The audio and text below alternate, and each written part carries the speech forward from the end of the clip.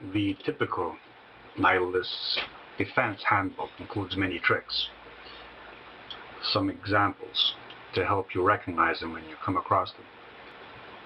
Example: mock humor.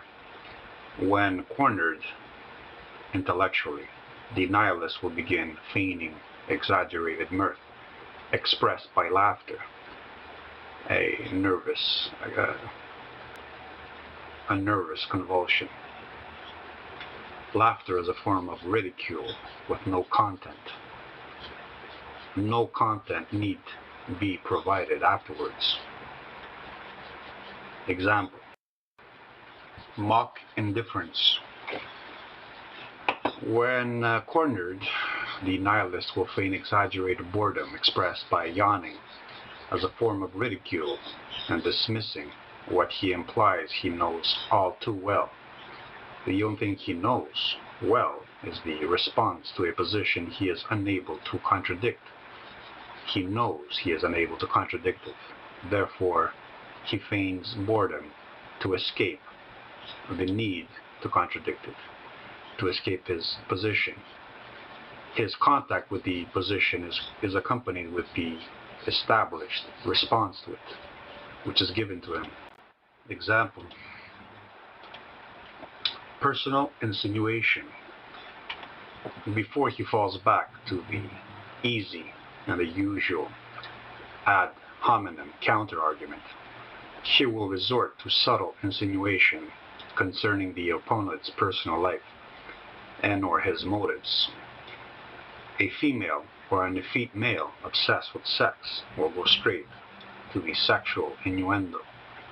He wants to dissuade and to hurt by going for the weakest, most central part he can recognize in himself. In other words, what is more known to him, what he understands the most. Once the seed is planted that the other's motives are questionable, all other nihilists will seize the opportunity to ignore or to dismiss the opposition without having to offer any response, any reasoned argument, any reason at all. The nihilist will question the other's motives, being unable to justify a position without an emotional return.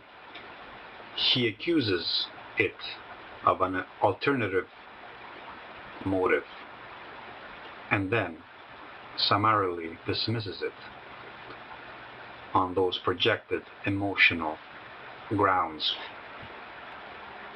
Example: negative as positive. The absence of an absolute, in this case the absence of absolute knowledge, omniscience, absolute certainty, is for the nihilist a reason enough. When what is proposed satisfies a need, adheres to an emotional requirement, he sees in the absence a way of maintaining his own positions. When they contradict his personal needs and cause a negative emotion in him, he finds in the absence a reason to dismiss.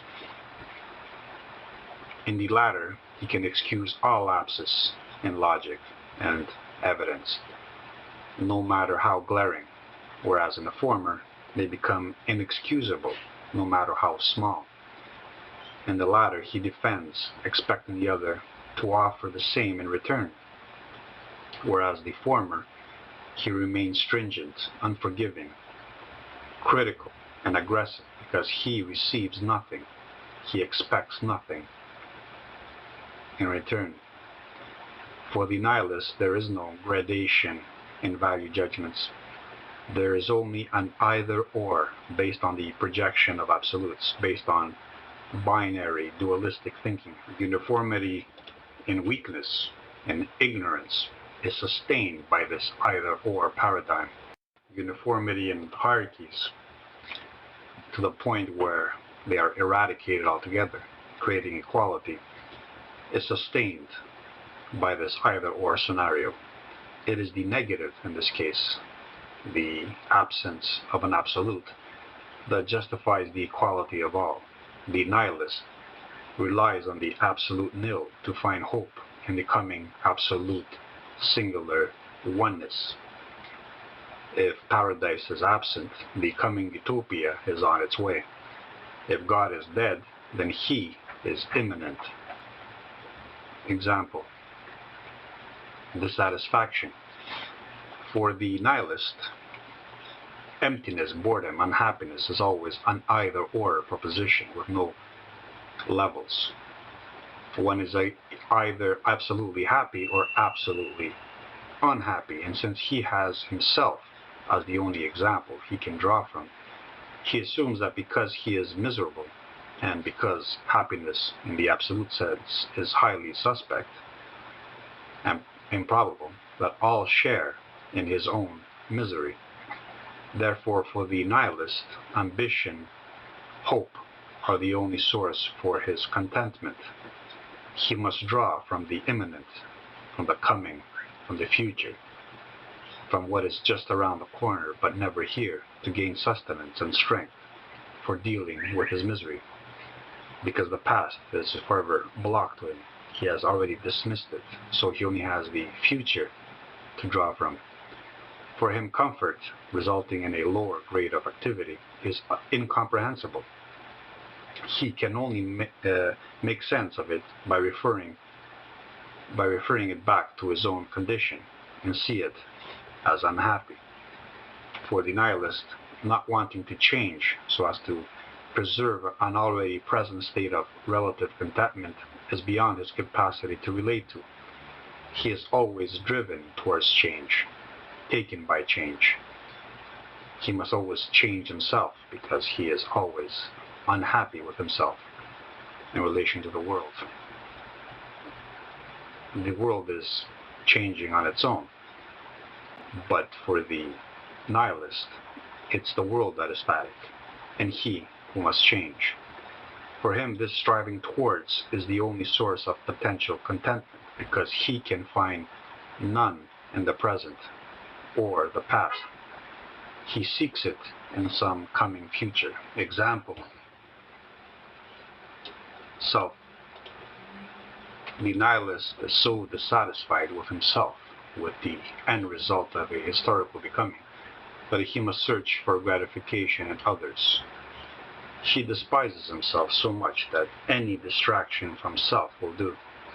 He is so void of anything to feel proud of, to find meaning in, to find purpose.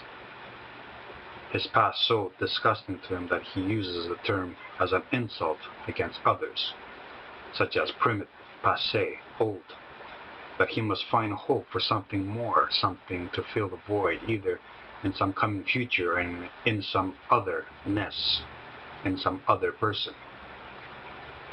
The other becomes his only source of self-worth, and so he must always please others, be validated by others, find value in others, measuring his own worth by how many others find him valuable. For him, an activity is only important and worthwhile when others appreciate it, and he gauges this by how many of them do so, quantity rather than quality.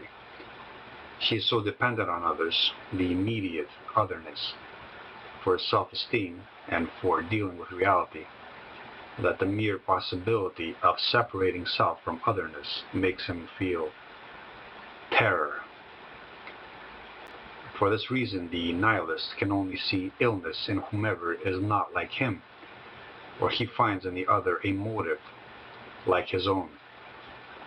In other words, attention whoring, as a form of constant self-validation. He always finds others to be the whores that he is.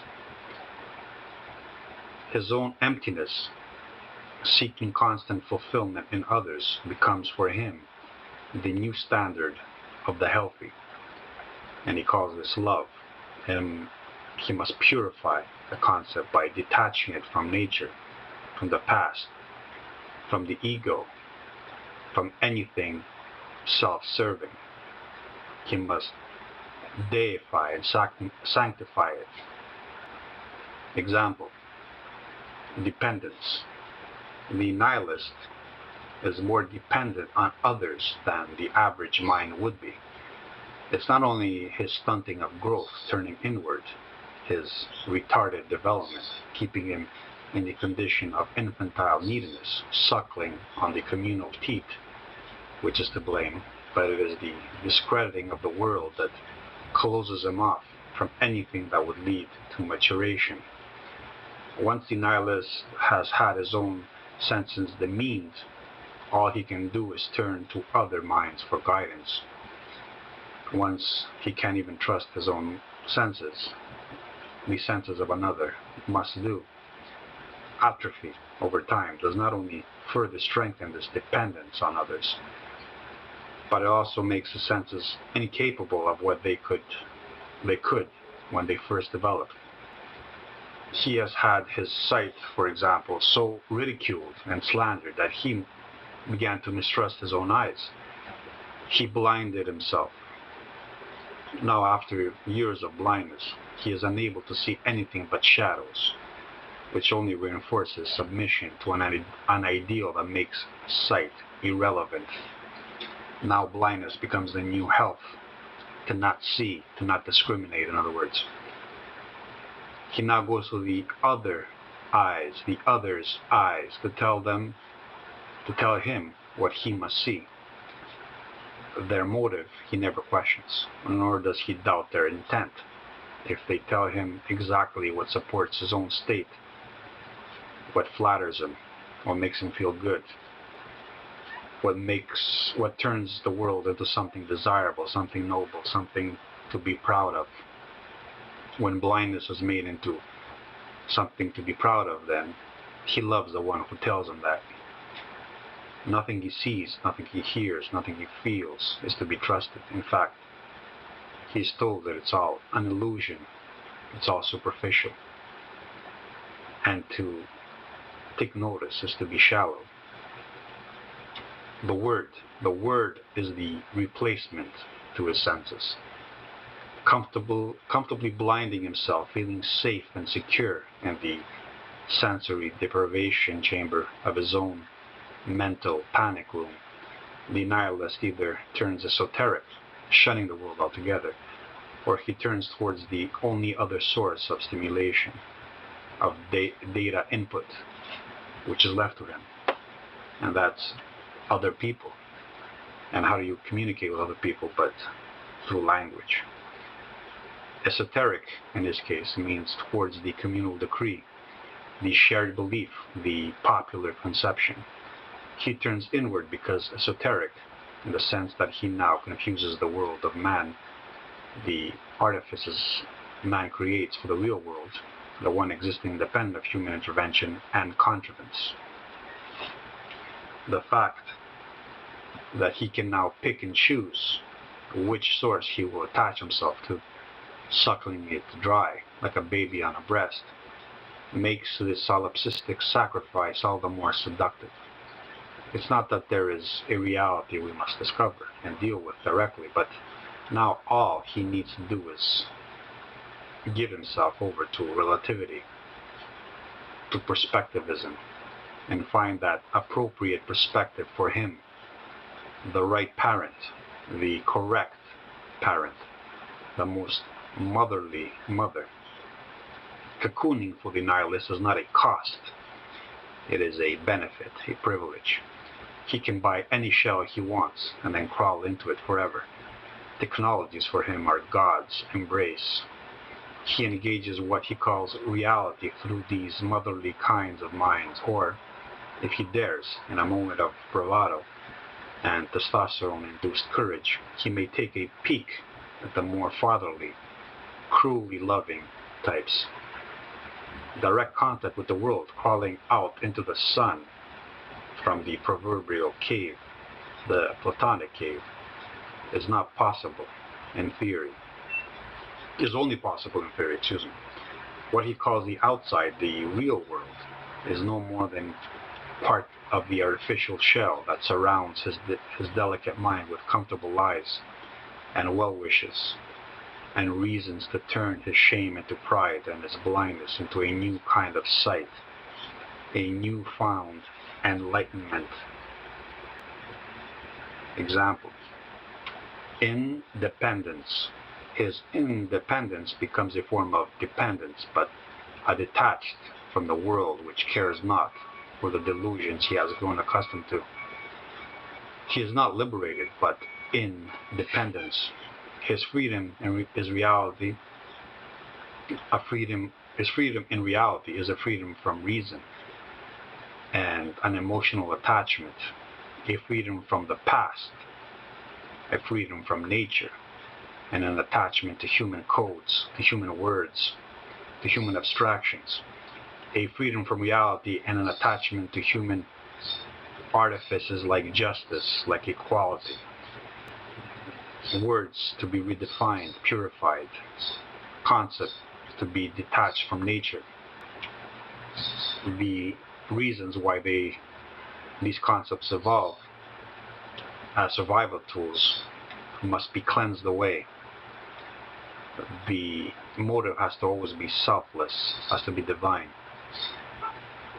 His rejection of reality becomes a full acceptance of the words he is given after they've been deified, cleansed of all primal, natural, base intentions. He has detached, liberated himself from the vulgarity, the indifference, the uncertainty, and cruelty of the world, and totally submitted to the cocooning, maternal embrace, whose motives are never doubted, and words suffice to create the feeling of bliss. A child forever clutching at his mother, and the mother having no other motive but the selfless giving. There's no self in the mother. The mother becomes this ideal, this abstraction. She has no ego. She's not a person. She's an idea. Any attempt to explain these words, these human abstractions, by referring them back to the natural world from where they sprung from via the human brain, is considered a vicious assault upon the innocent child, cruelty against the naive. The word, if it is to serve as a detaching code, must remain sacred. It must have no traces of anything natural, anything motivated by the animalistic, the earthly, the worldly. The word, the mother's lullaby, is meant to soothe, to relax, to relieve stresses, to save and to protect. Isn't sex also used as a stress relief once the purpose has been eradicated? Not even a father's harsh directness will be tolerated in this children's room. The nihilist wants to annul the world outside of this beautiful setting, this technological embrace. Everything is possible here, even reinventing your sense of self, your identity. In other words, your past. Example, either or. No matter how above primal dualisms and nihilism thinks he's grown, he will always revert back to their simplifying grace when he is faced with a dilemma. The nihilist litmus test is the proverbial glass half full or half empty choice, this either or. The choice must be made to reveal the psychology of the thinker who, being forced into the choice, must choose, using his innate predispositions to guide him. The fact that fullness and emptiness presuppose a bounded space-time, as represented by the glass, is far too diluting for the simplifying test of contentment to be effective. For the nihilist, the choice is easy. The glass is always half full, expressing his happiness and the fullness he feels when focusing only on the liquid, which promises to quench his needs. Need directed by emotion, desire, in other words, is how the nihilist directs his reasoning and his value judgments, such as they are. The nihilist will always focus on the quenching parts of reality, ignoring everything else. For him, the liquid contained within an artificial boundary, excluding all else, suffices to remain happy in his selective perceptions. Example, the word. The spoken and written word is, for the average nihilist, the ingredient constructing, sheltering, cocooning metaphors. The word is The word is the fabric that binds him and protects him from the world.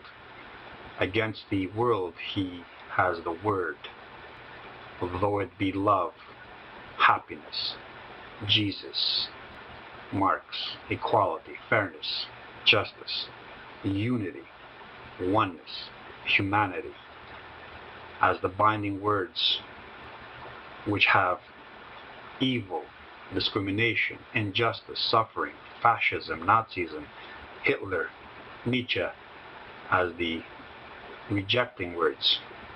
We have binding words and we have rejecting words. We have words that pull towards us and words that push away.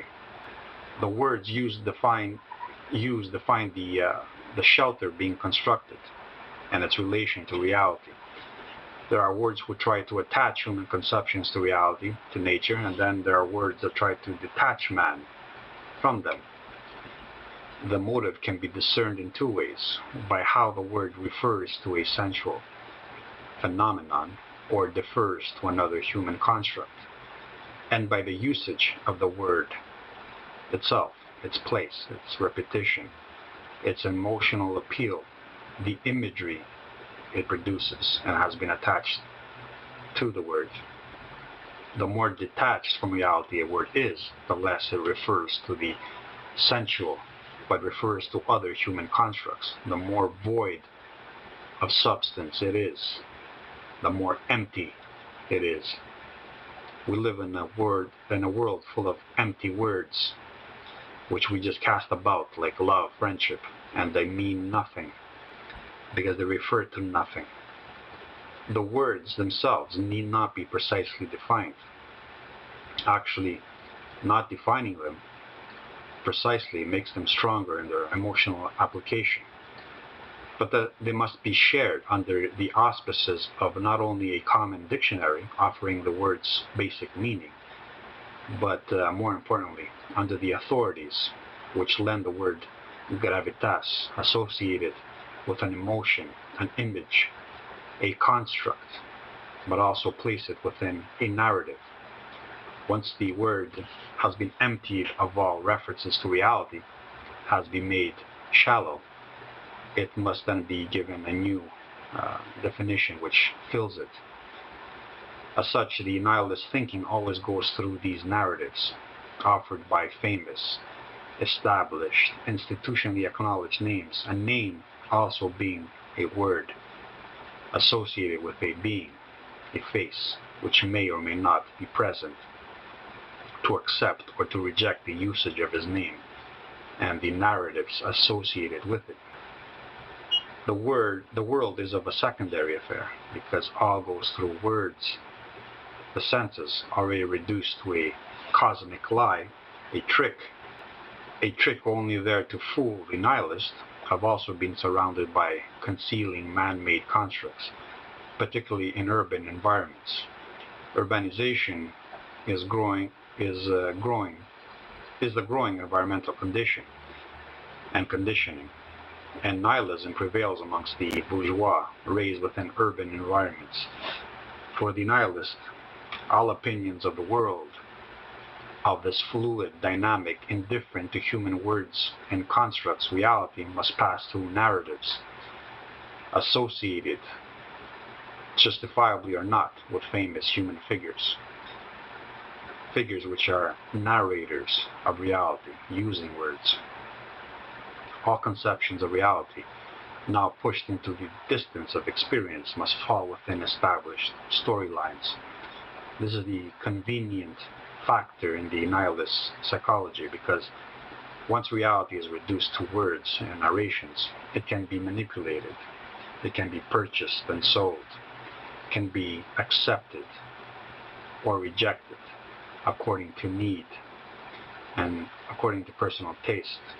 It is now a product to express personal tastes. The original unyielding to human needs indifferent world has now become a word more easily manipulated and used. The reduction of reality as a sensual experience to a word, a conceptual construct, begins with the creation of the word God At that point, the fluidity, dynamism, and certainty of reality is linguistically formed into a static, absolute symbol.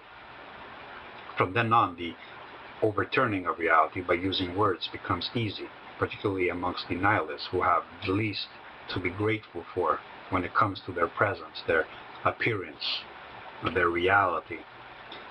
The words are not symbols for expressing reality for them, symbolizing and representing it, but little strings to be woven into a new skin, a new layer, a new garment, loose enough to include anybody, and strong enough to exclude the cold harshness or all the unwanted aspects of reality.